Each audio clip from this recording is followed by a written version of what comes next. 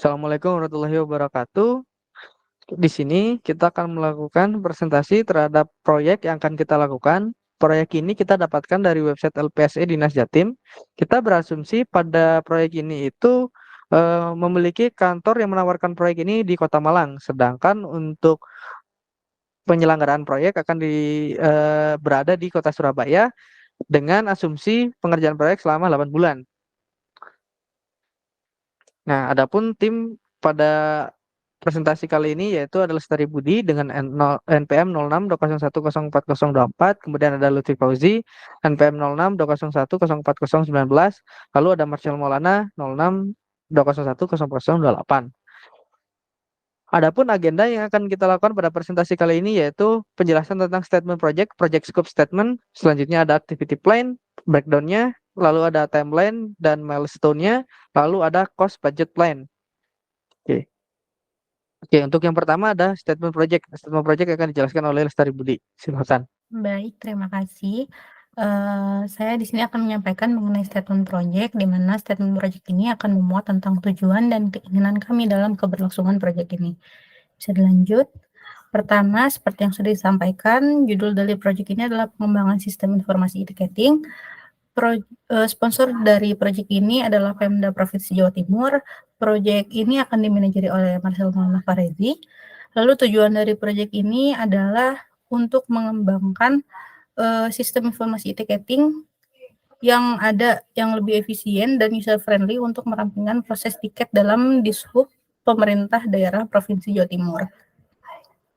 Lalu untuk proyek ini akan melibatkan nanti sistem e-ticketing yang komprehensif untuk Dinas Perhubungan, pemerintah daerah Provinsi Jawa Timur. Sistem ini juga akan mencakup seluruh proses tiket, mulai dari pembelian tiket hingga validasi, dan akan berfungsi sebagai platform pusat untuk mengelola penjualan tiket, pendapatan, dan data pelanggan. Bisa dilanjut.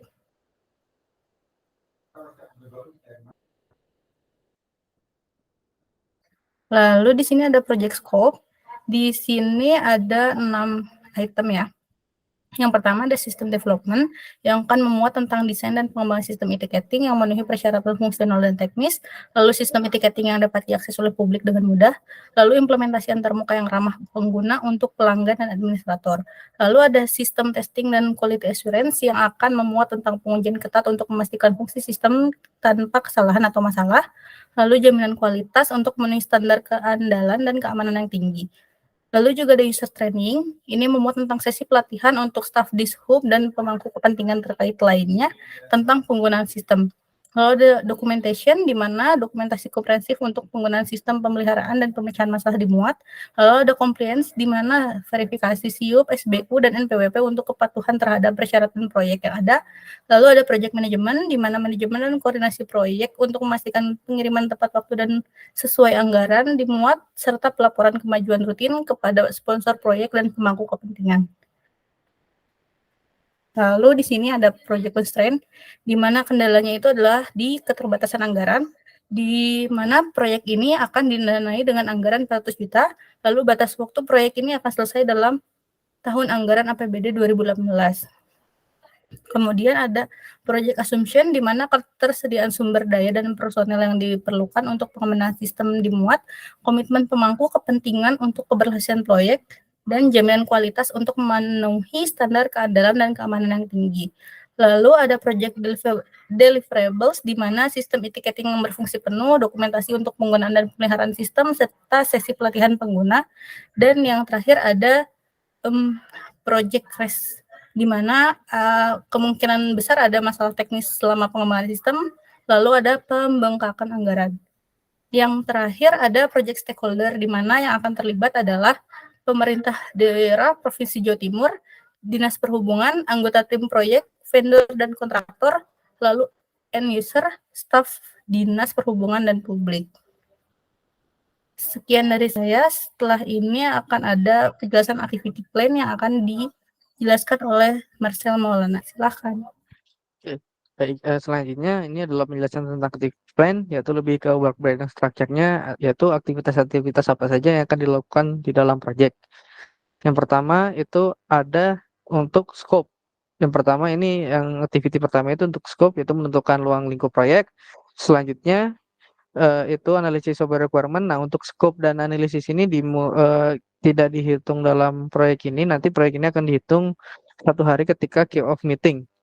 Nah, untuk scope ini selesai dalam waktu 3 hari. Nah, untuk analisis software juga akan selesai dalam 2 hari. Nah, ini masih analisis awal. Ini scope juga menentukan scope awal itu membutuhkan total 5 hari untuk scope dan analisis. Nah, selanjutnya ada kick off meeting. Ini kick off meeting adalah menandakan bahwa proyek yang dimulai ini untuk memberitahu para stakeholder. Nah, selanjutnya ada perancangan aplikasi yaitu activity design.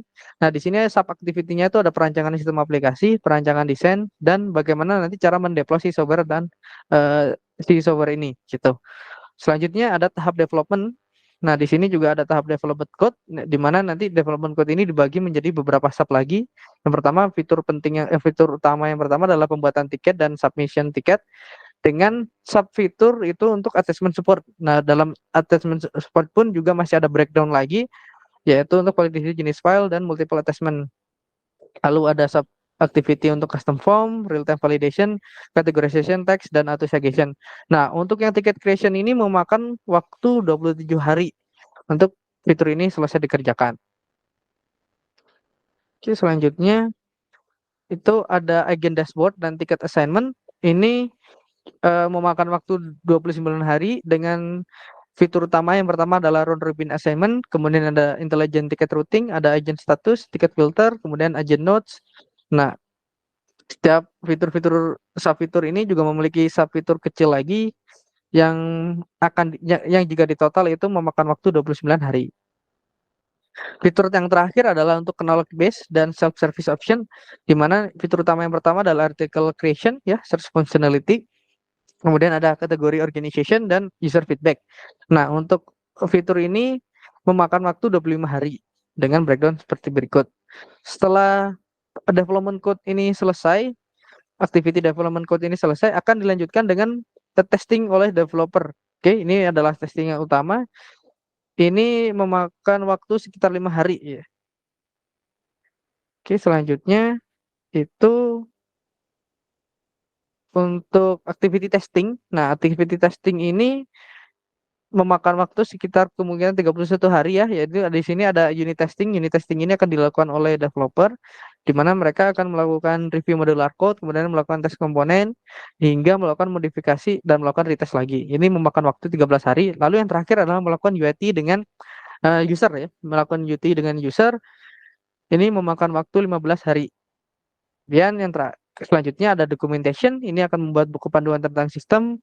Ini memakan waktu selama 7 hari untuk pembuatan documentation. Nah, biasanya pembuatan documentation ini sudah dicicil di awal ketika software sambil dikembangkan. Tapi kita juga akan state di sini di activity setelah testing ya untuk documentationnya. Nah, setelah tahap documentation dan testing selesai, itu akan dilanjutkan dengan step go live. Go live ini memakan waktu 9 hari, dengan 2 hari pertama itu adalah go live application. Selanjutnya adalah selama 7 hari akan dilakukan monitoring terhadap aplikasi yang sudah dideploy. Nah, oke, selanjutnya ada setelah go live itu melakukan training dengan user, yaitu di sini memakan waktu 5 hari untuk training. Yang terakhir itu ada berita acara serah terima atau project handover. Ini menandakan bahwa project sudah selesai. Nah, terakhir ada activity untuk internal, yaitu di sini mendokumentasikan learn listen, kemudian akan didistribusikan ke anggota tim. Nah, ini memakan waktu sehari ya, ini untuk internal, untuk kebutuhan internal terhadap proyek yang sudah dilakukan. Oke, berikutnya ada timeline. Nah, atau project milestone. Di sini project milestone yang pertama itu ada kick off meeting yang dilakukan 30 Oktober. Nah, kick off meeting ini akan menjadi milestone kita yang pertama. Lalu ada finish design, ini akan selesai di tanggal 13 Desember 2023. Ini akan menjadi milestone kita yang kedua, akan menjadi capaian kita yang kedua. Lalu ada end development pada 10 April 2024, ini capaian kita yang ketiga. Lalu ada finish testing, capaian kita keempat, tanggal 24 Mei. Go live itu 18 Juni menjadi capaian kita kelima. Lalu training 25 Juni 2024 menjadi capaian ke-6 ya. Kemudian berita acara serah terima project handover menjadi pencapaian kita ke-7, 25 Juni 2024. Nah, ini memakan waktu sekitar 8 bulan dari 30 Oktober hingga 25 Juni. Ini untuk yang project timeline dan milestone-nya. Oke, selanjutnya ada cost budget plan yang akan dijelaskan oleh Lutfi Fauzi. Silahkan. Oke, setelah mendengar beberapa penjelasan dari timeline maupun rencana kegiatan yang akan dilakukan atau pekerjaan yang akan dilakukan dari proyek ini, kita lanjut ke cost budget plan. Yang pertama ada biaya personal.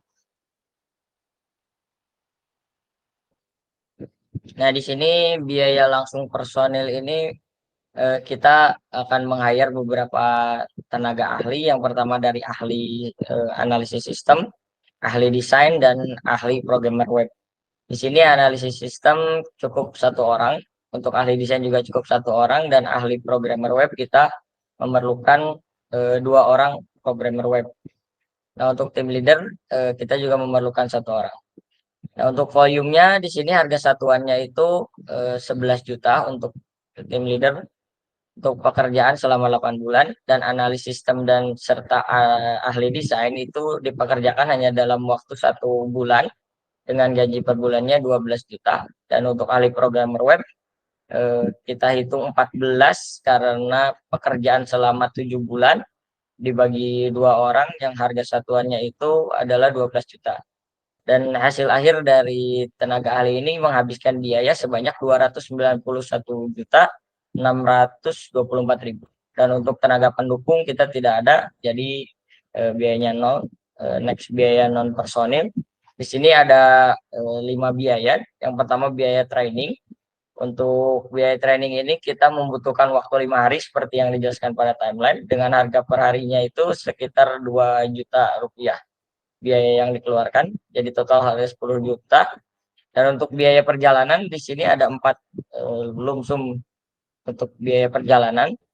Untuk tim leader ini melakukan perjalanan dinas selama 10 kali mungkin, dengan sekali perjalanan dibagi rata 500.000 per perjalanan. Untuk tenaga ahli programmer web itu memerlukan perjalanan selama 7 kali. Jadi tiap bulan kita ada perjalanan dinas 1 kali dengan harga yang sama. Di sini harga kita anggap 1 juta karena untuk 2 orang ahli programmer.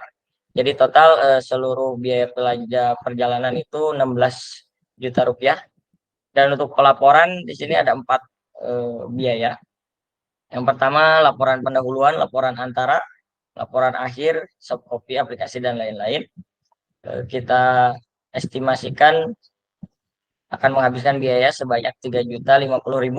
Dan untuk biaya diskusi di sini ada 3 kali biaya diskusi. Yang pertama laporan pendahuluan, untuk 1 kali diskusi ini menghabiskan biaya sebanyak 5 juta. Jika diakumulasikan menjadi 15 juta rupiah. Dan untuk reserve 5% kita gunakan biaya cadangan sebanyak 19.725.000 rupiah, dengan total biaya non personil ini yaitu sebanyak 63.775.000.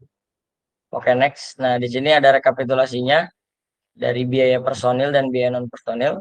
Biaya personil yang tadi telah dirincikan keseluruhan menghabiskan dana sebanyak 291.624.000, dan biaya non personil ini menghabiskan total biaya 63.775.000. Nah, di sini ada biaya training keseluruhan 10 juta, biaya diskusi 15 juta, reserve 5% 19 juta.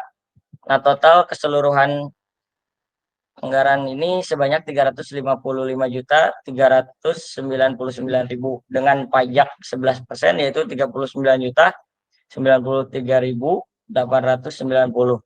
Nah, total jumlah biaya yang kita tawarkan kepada LPSE yaitu sebanyak 394.500.000 rupiah. Oke, next. Nah, di sini ada juga biaya yang akan kita dapatkan per bulannya, rata di angka 34 juta sampai 35 juta, dengan total biaya akhir yang akan dikeluarkan yaitu 355.399.000 rupiah. Oke, terima kasih. Mungkin sekian presentasi dari kami mengenai proyek yang kami dapatkan dari LPSE. Sekian, wassalamualaikum warahmatullahi wabarakatuh.